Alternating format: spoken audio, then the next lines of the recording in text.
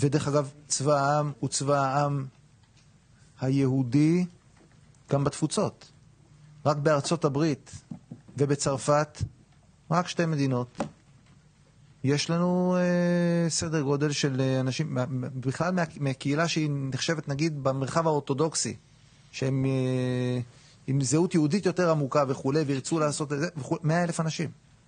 100,000 ברי גיוס. וואו. אנחנו לא פועלים בים הזה כמעט, אנחנו עכשיו נכנסנו לשם בתוך אסטרטגיה באקה שנקראת עץ השדה, היא מכילה 6 מרכיבים, לא אכנס לזה כאן, אבל אחד מהם זה הסיפור הזה, אנחנו עובדים עם הסוכנות, עם האלוף במילואים.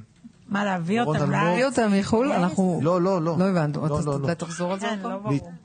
קודם כל, לרצות שאנשים יעשו שירות, אנחנו לא יכולים לפעול שם. אלה שגרים פה או גרים שם? לא, גרים שם. הם לא חייבי גיוס.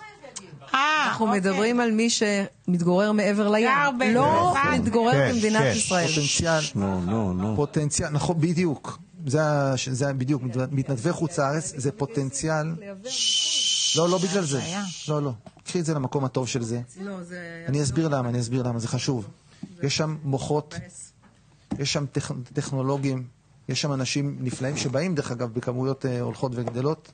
זה לא סותר בסנטימטר את הפעולות שאנחנו עושים כאן.